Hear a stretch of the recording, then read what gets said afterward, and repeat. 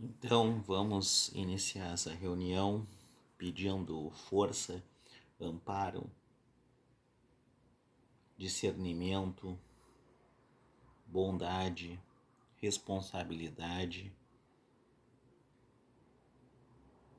fraternidade, perdão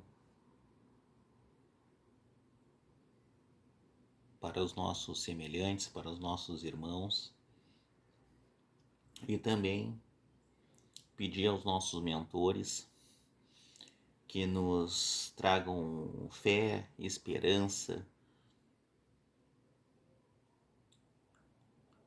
pensamento tranquilo, pensamento bom, disposição para lidarmos com os desafios e as dificuldades do nosso dia a dia da melhor maneira possível. Pedir uma irradiação, uma proteção constante sobre nós, sobre os nossos lares e sobre os nossos entes queridos. Santo anjo do Senhor, meu zeloso guardador, já que a ti lhe confiou a piedade divina, me rege, guarda, governa, ilumina. Amém. Oração da paz. Ó Senhor, fazei de mim um instrumento de vossa paz. Onde há ódio, que eu leve o amor. Onde há ofensa, que eu leve o perdão. Onde há discórdia, que eu leve a união. Onde há dúvida, que eu leve a fé. Onde há erro, que eu leve a verdade. Onde há desespero, que eu leve a esperança. Onde há tristeza, que eu leve alegria. Onde há trevas, que eu leve a luz. Ó Mestre, fazei que eu busque mais consolar que ser consolado, compreender que ser compreendido, amar que ser amado, porque é dando que se recebe, é perdoando que se é perdoado, e é morrendo que se vive para a vida eterna. Mensagem de São Francisco de Assis. Vamos pegar um ponto aqui do Evangelho segundo o Espiritismo. O ponto de vista. A ideia clara e precisa que se faz da vida futura dá uma fé inabalável no futuro. E essa fé tem consequências imensas sobre a moralização dos homens. Quando muda completamente o ponto de vista sob o qual eles examinam a vida terrestre, para aquele que se coloca pelo pensamento na vida espiritual que é indefinida, a vida corporal não é mais que uma passagem, uma curta estação num país ingrato. As vicissitudes e as tribulações da vida não são mais que incidentes que recebe com paciência, porque sabe que não são senão de curta duração e devem ser seguidos de um estado mais feliz.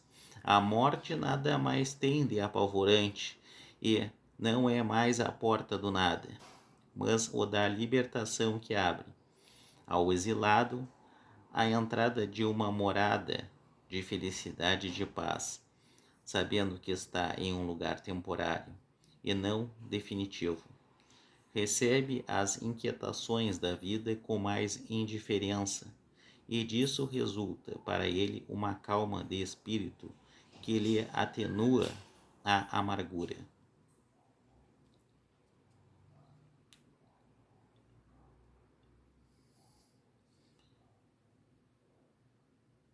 Então aqui o que ele está dizendo? Que a pessoa que já conseguiu compreender o que a vida representa num sentido espiritual, sabe que isso aqui é uma passagem temporária em que nós teremos que enfrentar da melhor maneira possível as nossas dificuldades. ele sabe que essa é uma obrigação e não há escapatória. Então nós vamos cumprir a nossa missão da melhor maneira possível. Tanto é verdade que a vida material não é eterna. E há a necessidade da morte, do falecimento. Nós ficamos tristes, às vezes preocupados com a morte,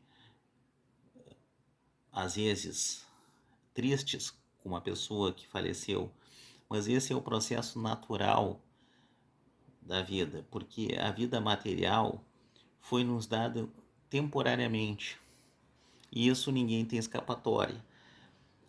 Então, as pessoas devem compreender a sua missão e usufruir e fazer o melhor trabalho, a melhor disposição, a melhor ajuda, a maior fraternidade que se pode a pessoa fazer dentro das suas possibilidades na vida material.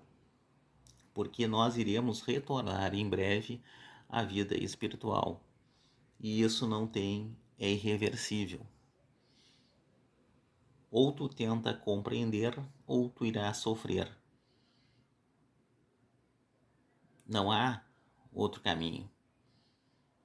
Então, tu deve seguir a tua vida com dignidade, fazer o melhor serviço, fazer a melhor vocação ao teu igual,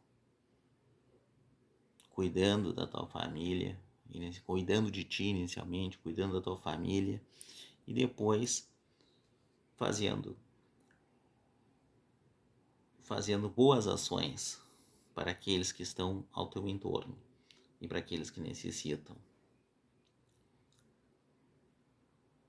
Então, tu vai para a vida eterna. A vida eterna é a vida espiritual, não é a vida material. Quando tu se livra dessa missão, e ela deve ser cumprida com a maior disposição e vontade possível, o que ele diz aqui?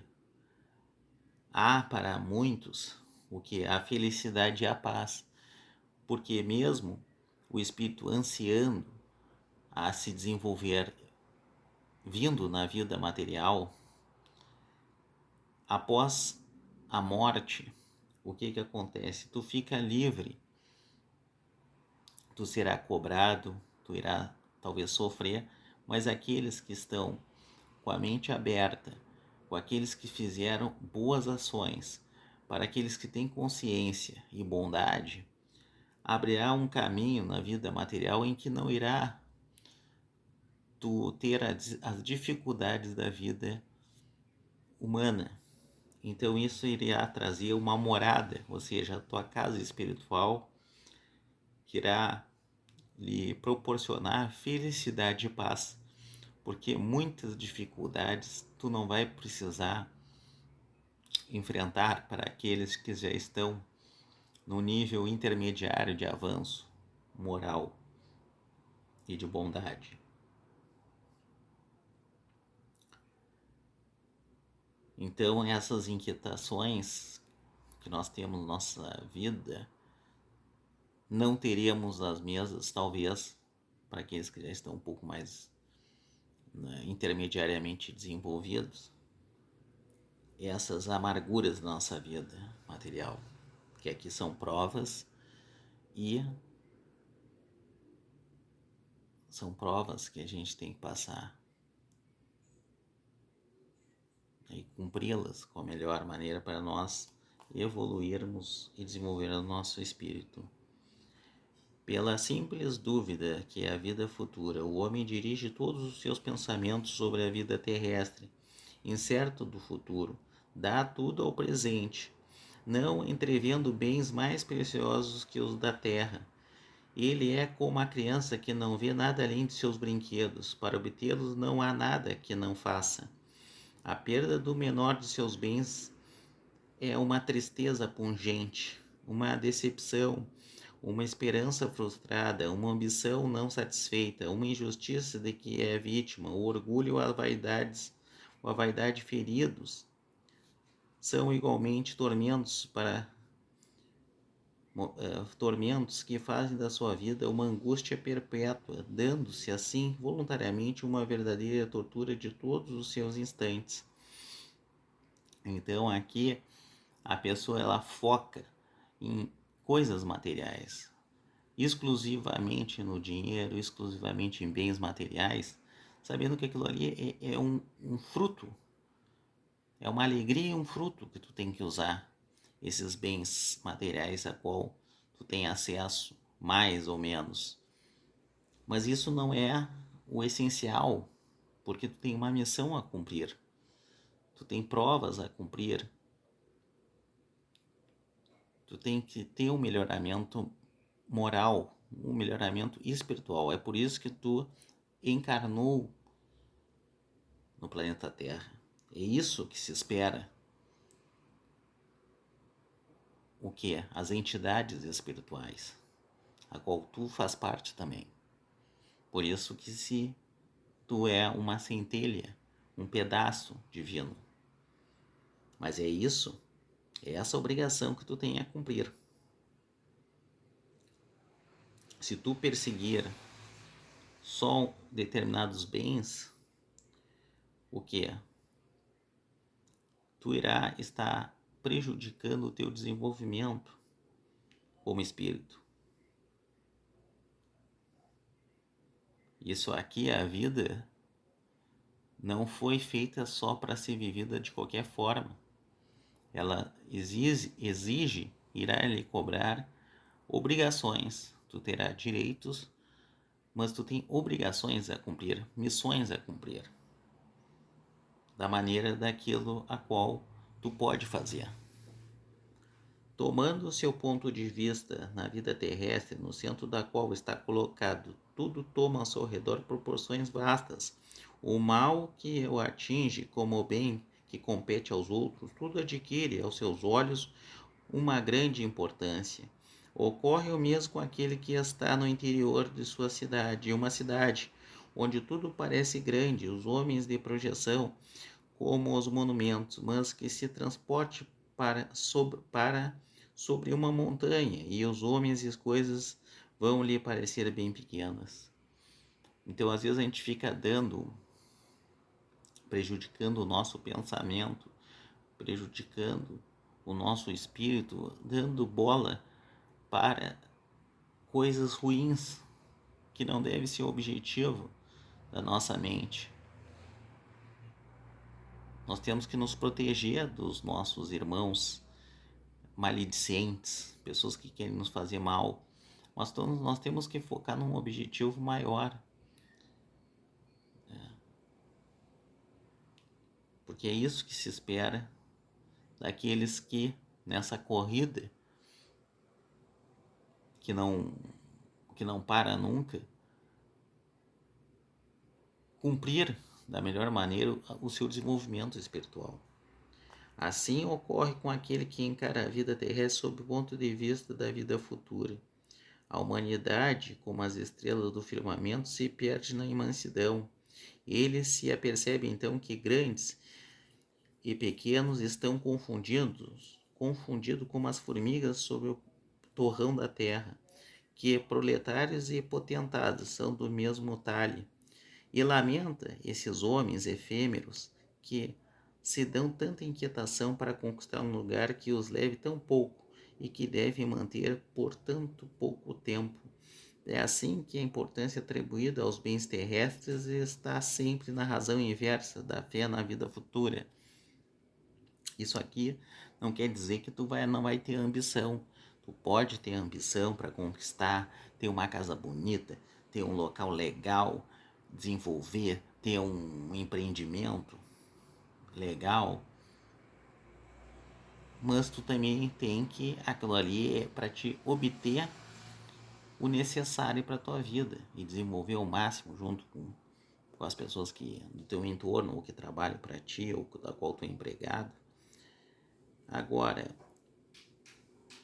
nós temos que também ter a mente focada no nosso desenvolvimento, né? E saber também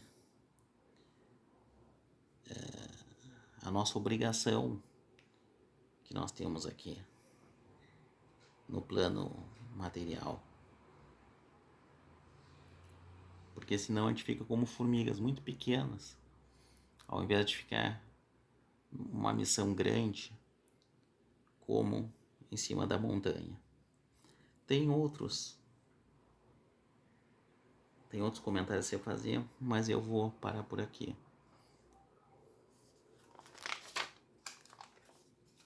Muito obrigado, que assim seja.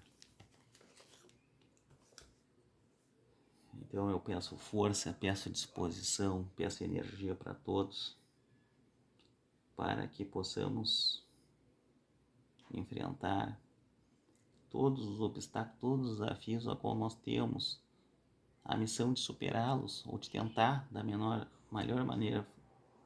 maneira cumprir com nossas obrigações, com as nossas tarefas na vida material. Muito obrigado.